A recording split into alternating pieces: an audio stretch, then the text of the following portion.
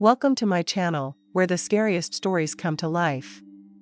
Before we dive into today's chilling tale, make sure to hit the subscribe button and turn on notifications, so you never miss a story. Now, let's get into the horror. I live in Germany now, but the report took place in southern Brazil in 2021.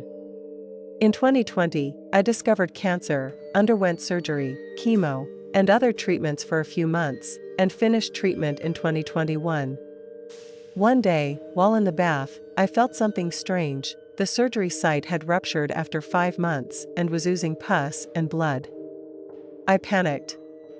My father owns a quarry with an open mine about 120 meters in diameter and 20 meters deep. It's located in the woods, about 8 kilometers from the city, with a few family farms nearby. I loved the place and decided to go there to think about what to do.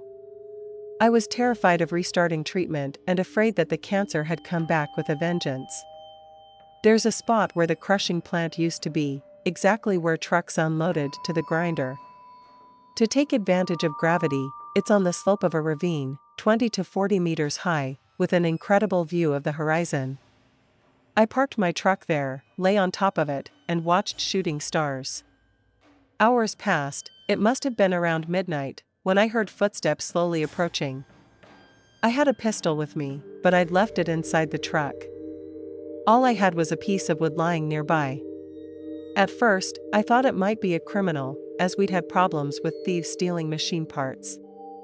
But the sound came from the cliffside, impossible for anyone to walk up that way. My next thought was a jaguar. Since I'd been lying down for a long time, whether it was a jaguar or a criminal, they might have thought I was asleep. The steps grew closer. I realized whatever it was had reached my side. I glanced without moving my head but saw nothing the height of a person. Grabbing the piece of wood, I jumped up and screamed, assuming it had to be an animal. That's when I saw it, something I've never seen before and still get goosebumps thinking about. A human figure, completely dark brown. No eyes, no mouth, no ears. Its body looked like thick smoke, and it moved clumsily, twisting as it walked. When I screamed, it didn't react. It just passed by me and headed toward the forest, taking the opposite path from where I had come. I retrieved the gun from inside the truck and waited. After some time, it came back into the clearing and started moving toward me again. The night was clear, with an almost full moon. When it got close enough, I started shooting. I fired 10 rounds. I knew I had 12 left, because I'd fired some shots earlier when I arrived. Every shot landed, but it had no effect. It didn't seem to hit anything solid. At that range, I never missed, but the figure stopped and retreated into the bushes. For the rest of the night, it circled around me, staying about 50 meters away. It moved into the woods, came out into the clearing, then disappeared back into the forest. At dawn, it entered the forest for good. I could hear its footsteps fading into the distance. I grew up at that quarry, exploring every inch of it. I'm 32 years old now, and my childhood and youth were spent wandering the woods. I've never seen anything like that before. When I asked my father about it, he simply said, "It's not good to go there alone at night, there's something strange." When I was 10, my mom had just given birth to my baby brother. Since we lived in a small apartment, we had to move into a rental home, a small brick house near some farmland in the southern USA. I thought the move was exciting, especially because a Native American historical site was within walking distance. The first few weeks in the house were uneventful. My stepdad started a new work schedule, which meant early mornings and a strict lights-out rule. This was a huge adjustment for me. Before, we'd just fall asleep while watching TV, but now the house would be completely dark by bedtime. I struggled with it. One night, lying awake in the pitch-black room, I was overcome by an overwhelming sense of fear. Suddenly, I felt as if I was floating. The next thing I knew, I was on the ceiling, looking down at my own body lying on the bed. I was paralyzed, unable to move, and could only watch from above. This went on for several minutes before I somehow returned to my body. It was the most vivid and terrifying experience of my life. Even now, more than 20 years later, it remains the only out-of-body experience I've ever had. When I told my mom about it, she dismissed it as a nightmare, but I knew I wasn't asleep. That night, I stayed awake, leaving my closet light on until my stepdad got up for work. The next night, I couldn't bring myself to sleep. The memory of being on the ceiling haunted me. My room was connected to a large open den and hallway where my baby brother's crib was. The den had a sliding door that led to the backyard. My bedroom door was cracked halfway open, and as I glanced from the ceiling to the door, it began. A tingling, paralyzing fear washed over me. That's when I saw it. A solid black figure stood just outside my doorway. It wasn't exactly man-shaped, but it vaguely resembled one. It didn't move, just stood there, watching me. Then, out of nowhere, I felt a crushing pressure on my chest and throat, as if it was trying to take my breath away. I wanted to scream, but I couldn't. I was completely frozen. Eventually, the pressure subsided, and the figure disappeared into the hallway. I ran to my mom in a panic, but she brushed it off as another nightmare. I barely slept that night and spent the following day exhausted, even getting scolded at school for dozing off in class. The next night, I begged my mom to let me keep the light on. She reluctantly agreed but told me to wait until my stepdad was asleep before turning it on. I stayed awake, petrified, staring into the darkness. For hours, nothing happened. Then, like clockwork, the fear came back. The shadowy figure returned. This time, it glided silently to my bedside. I couldn't move. Its hands, or what felt like hands, wrapped around my neck. The crushing sensation returned, stronger than before, as though it was draining the life out of me. I was wide awake, unable to scream, move, or breathe. Eventually, the paralysis broke, and the figure vanished. I didn't sleep for the rest of the night. When morning came, my mom once again dismissed my story as a bad dream. Thankfully, my stepdad suggested buying me a TV for my room. I kept it on all night, and after that, I never saw the shadow figure again. Even so, the experience left its mark. To this day, I still sleep with the TV on. Before this, I never thought much about the paranormal, but that week changed everything. I've spent years researching shadow people, trying to understand what I saw. Scientists might call it sleep paralysis, but I wasn't asleep. These entities are real. Shadow people have been a part of human lore for centuries, and I firmly believe they exist. The paranormal is something you have to experience to believe. This story happened a few years back when I was around 11 years old. I always slept with my bedroom door closed because I didn't want my dog jumping on my bed at midnight and scaring the daylights out of me, no matter how much I loved her. That month, though, my door started rattling at night while I lay in bed. It felt like something was trying to grab the knob or push the door open, but couldn't quite get a grip. The door would rattle back and forth for a short while, usually no more than 2 minutes, before the noise stopped. I'd sit there, wide awake, wondering what the hell was going on and trying to force myself back to sleep. This went on for several nights in a row. I'm sure it happened more times than I remember, because I likely slept through some of it. But every time I woke up to the noise, I'd just lie there and stare at the door as it moved. Eventually, I got fed up. I decided it had to be my dog leaning against the door and trying to get in. I figured it was better to confirm that than stay up at night wondering and losing sleep. Even now, writing about it gives me chills. This experience is the main reason I still sleep with a nightlight and believe in ghosts. One night, everything started as usual, brushing my teeth, making my bed, crawling in, and saying goodnight. I fell asleep and slept peacefully for a few hours. Then, I woke up suddenly to the sound of whispering. It was eerie, cryptic, like something out of a horror movie. It reminded me of the whispering at the end of the Gravity Falls theme song. I lay there listening, frozen, and then started looking around the room. That's when I noticed it. Standing in the doorway was a shadow. A silhouette of a very tall man, darker than the surrounding darkness. He stood there completely still, but his presence was undeniable. I was terrified. My mind raced, and I finally whispered, "Dad?" Silence. For 3 long seconds, everything was deathly quiet as we stared at each other. Then, it moved, sliding out of the doorway to the left with an unnatural fluidity that sent shivers down my spine. And just like that, it was gone. It was 3 a.m. The house was silent.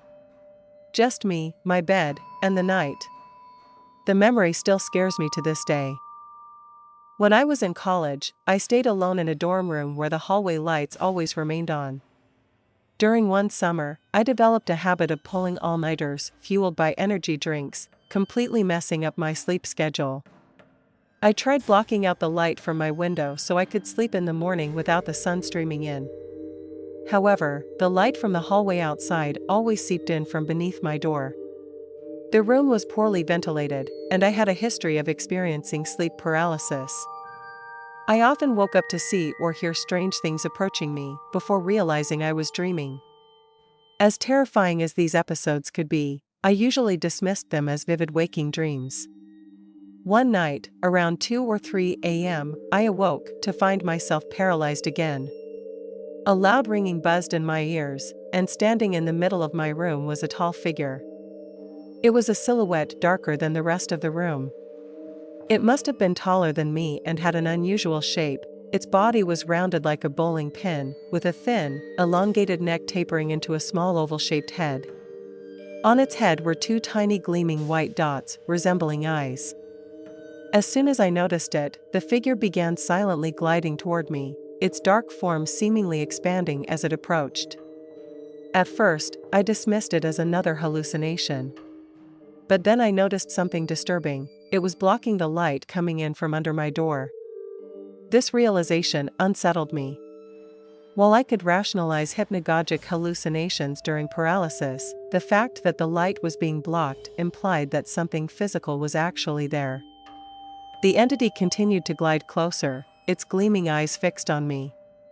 The ringing in my head grew louder as it neared. When it reached the foot of my bed, my paralysis suddenly broke, and I kicked at it. The figure immediately dissolved into what looked like bubbles and dust, reminding me of the cloaking effects from the Predator movies or other sci-fi films. Since then, I've had many vivid sleep paralysis episodes.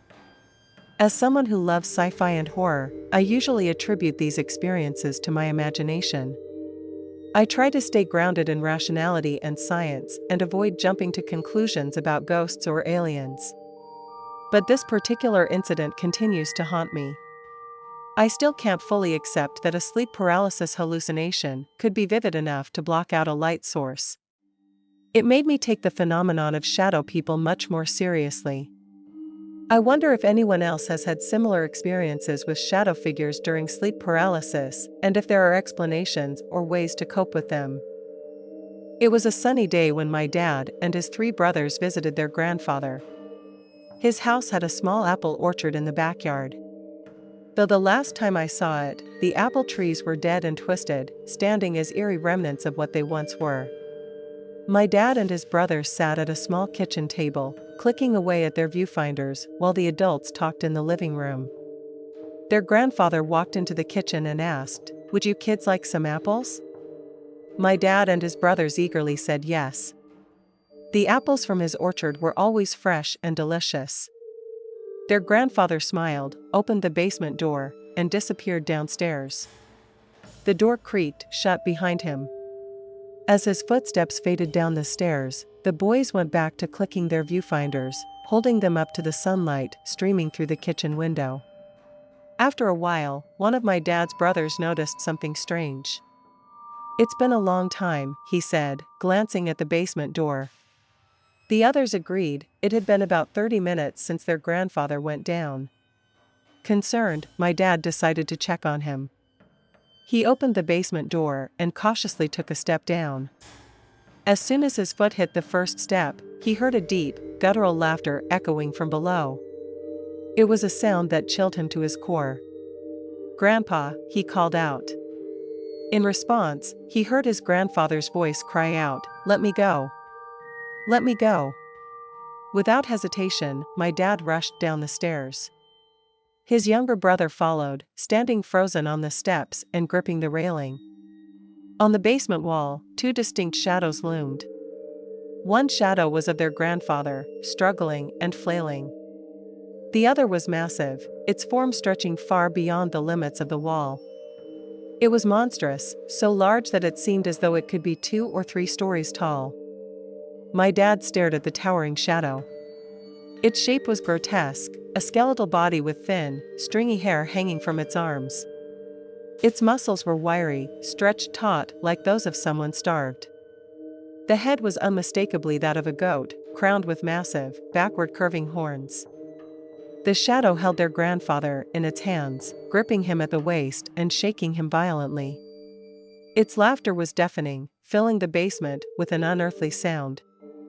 My dad's grandfather struggled, pounding his fists against the creature's arms and screaming to be let go. My dad, convinced it was some sort of elaborate prank, searched the basement. A white sheet hung from the ceiling, and he was sure something or someone must be behind it. But when he pulled the sheet aside, there was nothing there. Just an overturned crate of apples lying on the floor. He turned back to the wall and approached the shadows. The closer he got, the more horrifying the creature's details became. He could see every strand of hair, every sharp edge of its bony frame.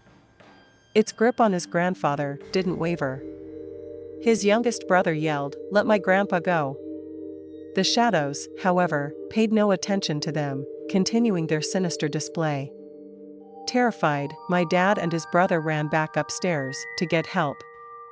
The 2 older brothers, who had stayed in the kitchen, refused to go downstairs, too afraid of the laughter echoing from below. The boys burst into the living room, pleading for the adults to listen, but no one believed them. It was a time when kids were meant to be seen, not heard. The adults dismissed their story as childish imagination.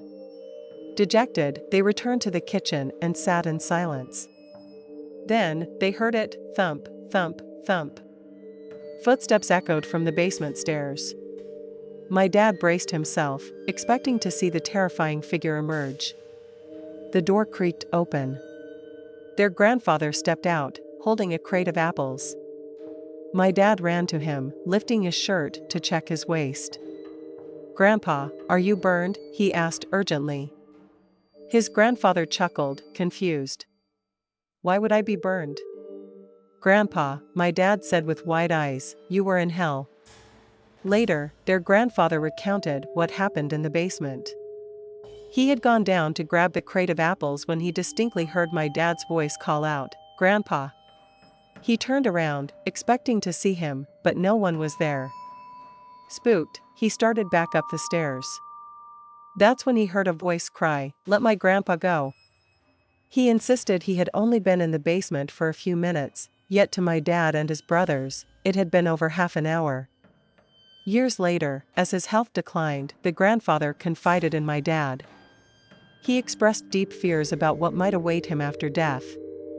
His life had been shrouded in secrecy, with rumors circulating among family members that he had ties to the mafia. When the truth about his past finally came to light, it became clear why so much had been kept hidden. Thanks for sticking around till the end. If you enjoyed the story, don't forget to give the video a like and leave a comment with your thoughts. And if you haven't already, hit that subscribe button and turn on notifications so you never miss a terrifying tale. See you in the next one.